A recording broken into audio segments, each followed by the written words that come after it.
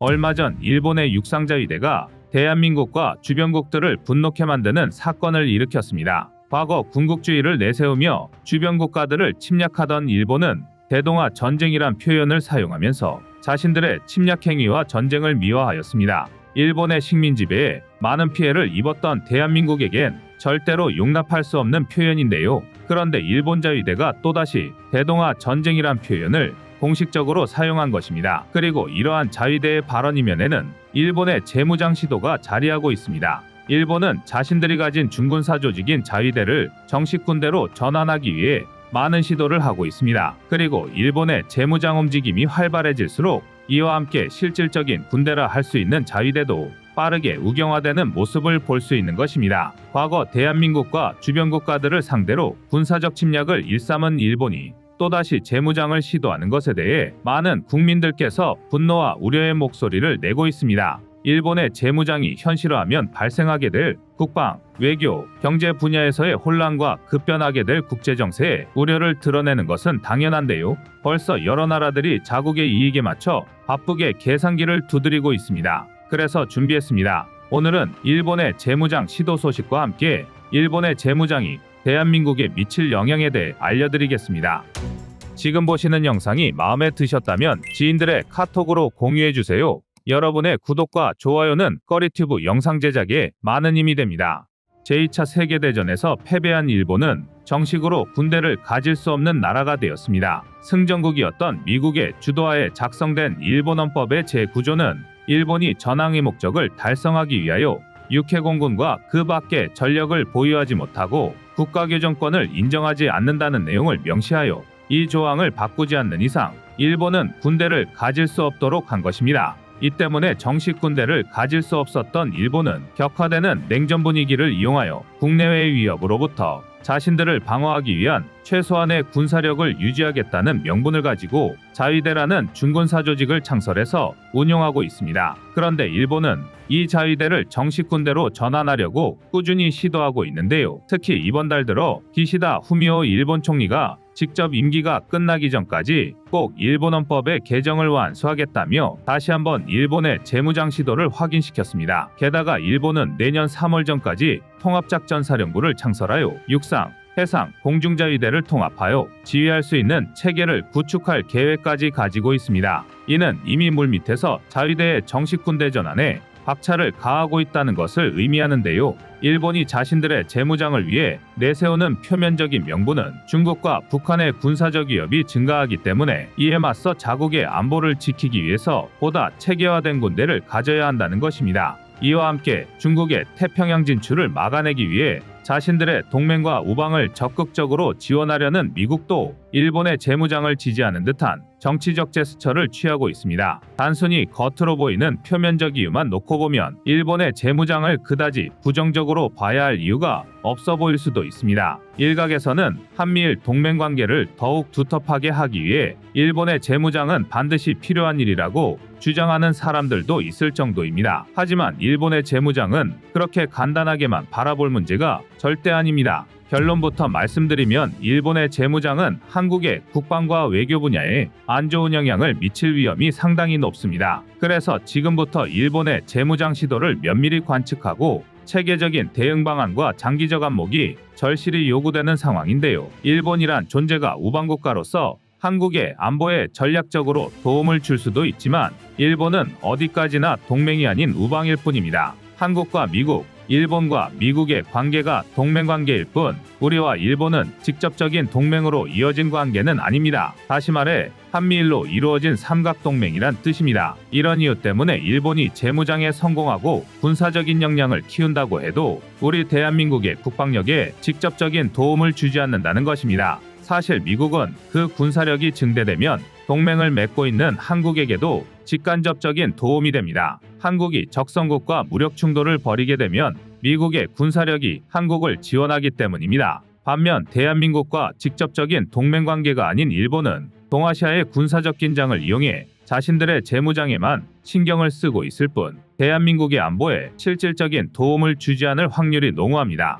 과거 사례만 살펴보더라도 일본은 동아시아의 군사적 긴장도를 높여 자신들의 재무장에 이용하려는 행동을 취하면서 정작 한국에게도 군사적 위협을 스스럼없이 하는 이중적인 모습을 취했습니다. 대표적으로는 일본 해상 초계기 저공위협 비행 사건이 있는데요. 일본에서는 대한민국의 광개토 대왕함이 일본 초계기를 향해 레이더를 조사했다며 대한민국이 군사분쟁을 유발한 것처럼 발언하였지만 사건의 진위를 따져본 결과 일본의 해상 초계기가 오히려 아군의 함정을 위협했던 것으로 밝혀졌습니다. 당시 일본은 자신들의 초계기가 국제법을 준수하여 비행하였다고 주장했지만 사실 확인 결과 일본이 말한 국제법은 존재하지도 않는 날조인 것이 드러났습니다. 게다가 일본은 한반도 주변의 안보 상황과 관련된 정보 공유를 일방적으로 중단한 경우도 잦았습니다. 앞에서는 긴밀한 협조 체계를 구축하자고 하면서 뒤로는 한국을 길들이기 위해 임의로 정보 공유를 중단한 것이었습니다. 이렇듯 일본은 북중러의 군사활동과 동아시아의 긴장을 이용해 자신들을 재무장시키려고 한미일 동맹을 운운하지만 그러면서도 정작 대한민국의 안보 유지에 반하는 행동도 아무렇지 않게 해왔습니다. 그렇기 때문에 북중러를 견제하고 태평양 안보를 위해 재무장이 필요하다는 일본의 발언을 그대로 맹신해서는 안 됩니다. 군사적으로 위중한 상황이 발생하였을 때 일본은 언제든 발을 뺄 수 있다는 것을 염두에 둬야 합니다. 일본이 재무장에 나설 경우 한국이 받게 될 예상 피해는 또 있습니다. 방산시장에서의 금전적 피해도 간과해서는 안 될 문제인데요. 일본은 재무장과 함께 각종 신형 무기의 개발과 수출에도 많은 관심을 보이고 있습니다. 지금까지 일본은 과거의 침략 전력 때문에 군대 보유뿐만 아니라 무기 수출에서도 많은 제약을 받아왔던 나라입니다. 그런데 그동안 일본의 발목을 잡아왔던 무기 수출 3원칙이 방위장비 이전 3원칙으로 개정되면서 일본은 방산시장의 진출 속도를 높이고 있는데요. 그러면서 대한민국을 직접적인 경쟁 상대로 지목했습니다. 대표적인 사례로는 대한민국의 KF-21을 얕잡아 보면서 자신들이 개발하고 있는 차세대 전투기의 수출 홍보에 열을 올리고 있는 것은 물론 최근에는 호주의 호위함 선정 사업에서도 대한민국과 경합 중에 있습니다. 요미우리 신문을 비롯한 일본 매체들은 벌써 한국을 호주 호위함 사업의 강력한 라이벌이라 보도하고 있습니다. 일본이 전투기와 함정 등 다양한 분야에서 한국을 견제하려 하고 있지만 다행히도 아직까진 그 역량이 부족한 모습입니다. 여기에는 제대로 된 정식 군대를 가지고 있지 않아 방위산업의 규모 자체를 키우기 어려웠던 일본의 환경과 방위장비 이전 3원칙이 그 이유로 작용하고 있습니다. 기존의 무기수출 3원칙을 개정하여 무기수출의 본격적인 발판을 마련하긴 했지만 방위장비 이전 3원칙도 일본의 갈증을 해소해주기엔 한계가 있었습니다. 방위장비 이전 3원칙에 따라 분쟁 당사국엔 무기 수출이 금지되어 있고 평화공원, 국제협력과 일본 안보에 기여할 경우에만 가능하다는 제한 사항이 붙어 있습니다. 여기에 수출이 가능한 품목도 원칙적으로 군안, 수송, 경계, 감시, 소해 관련 품목만으로 제한되어 있는데요. 일본이 호주의 호위함 사업에 참여할 수 있었던 것은 모가미급 호위함이 기뢰 제거 기능을 갖추고 있어 해당 항목을 이용한 것입니다. 그런데 만약 일본이 재무장에 성공할 경우 이러한 방위장비 이전 3원칙마저도 폐기하고 지금보다 더 많은 분야에서 방산시장 진출을 시도할 것은 너무도 뻔히 보이는 상황입니다. 그렇게 되면 대한민국의 방위산업이 일본의 집중적인 견제를 받게 될 것입니다. 자연스럽게 수출에 타격을 입거나 경제적으로 한국의 이익이 줄어들게 될 위험이 커지게 됩니다. 관련 전문가들 역시 일본이 지금 당장 한국의 방위산업을 위협할 수준은 되지 못하나 추후 그 경쟁이 심화될 수 있어 세심한주의와 대응 전략 수립이 필요하다고 분석하고 있습니다. 그런데 더욱 충격을 주는 사실은 대한민국이 입게 될 위협은 여기서 끝이 아니라는 것입니다. 대한민국이 가지고 있는 국제사회에서의 입지와 발언권이 축소될 수 있는데요. 현재 우리 대한민국은 군사, 안보 분야에서 있어서 국제사회의 입지가 매우 탄탄합니다. 전 세계 국가 중 군사력 순위 5위에 위치하는 군사강국이며 이를 바탕으로 국제사회에서 비핵화, 지역균형 유지, 글로벌 안보 이슈 등에 대해 적극적인 목소리를 내고 있습니다. 세계 각지에서 군사 분쟁이 일어날 때마다 각국은 대한민국의 군사적 역량을 인정하며 도움의 손길을 요청하고 있을 정도로 그 입지가 매우 탄탄합니다. 세계 최강의 군사력을 자랑하는 미국조차도 대한민국이 가진 전력의 강력함을 인정하고 국제사회의 균형 유지와 태평양 수호에 큰 힘이 된다고 언급할 정도인데요. 하지만 이러한 국제사회에서의 입지와 발언권이 일본으로 인해 흔들릴 수 있습니다. 특히 일본은 한국을 밀어내고 태평양의 핵심이 되고 싶어하는 모습을 노골적으로 드러내고 있습니다. 대표적인 사례가 오커스 동맹의 필러2 참여입니다. 오커스 동맹은 미국, 영국, 호주가 인도 태평양 지역에서의 외교, 안보, 국방협력 심화를 목적으로 발족한 군사동맹입니다. 오커스는 호주의 원자력 잠수함을 제공하는 필러1과 첨단 군사과학 기술의 협력을 추구하는 필러2로 나눌 수 있는데, 현재 한국과 일본은 필러2의 협력국 확대에 가장 강력한 파트너로 거론되는 나라입니다. 오커스에 포함된다는 것은 그만큼 미국의 태평양 전략의 핵심적인 국가로 자리매김한다는 것을 의미합니다. 그런데 일본이 여기에 한국을 배제하려고 하는 것이 문제입니다. 일본은 자신들의 군사력 증강에 맞춰 오커스에 단독으로 참여하는 것을 노리고 있습니다.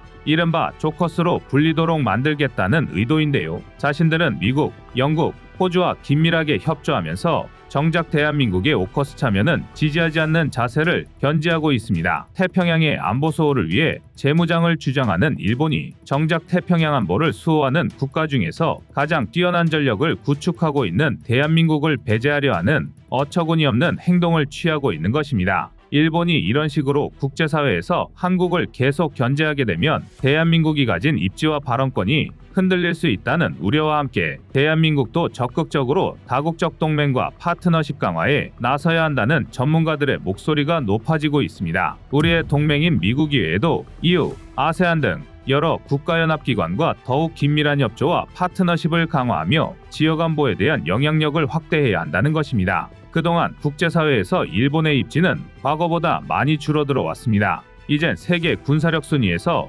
한국보다 뒤처져 있으며 중국이 미국과 패권 다툼을 할 정도로 성장하며 동아시아에서 일본의 입지는 자연스럽게 줄어들 수밖에 없었는데요. 일본이 재무장을 꾸준히 시도하는 것은 그들이 진심으로 태평양 안보와 국제사회의 평화를 걱정해서가 아니라 이러한 자국의 현실을 타개하고 다시 한번 자신들이 아시아의 안보와 경제 중심이 되고 싶은 욕심 때문입니다. 그리고 일본의 군사 재무장 시도는 결국 동아시아 지역의 안보 균형에 중대한 변화를 가져오고 있습니다. 우리 대한민국도 이에 대해 보다 넓은 관점에서 국방 및 외교 전략을 재정립하고 국제적인 협력을 강화하여 이러한 도전에 효과적으로 응대할 필요성이 점차 증가하고 있습니다. 주요 적성국인 북중러의 군사 도발을 저지하면서 미국과의 동맹 관계를 강화함과 동시에 일본의 재무장을 견제할 필요가 있는 복합적인 상황에 놓여 있는 것인데요. 현명한 대응 전략과 지속적인 국방력 강화를 통해 대한민국의 안보를 수호해야 할 시점입니다. 이상 꺼리튜브였습니다.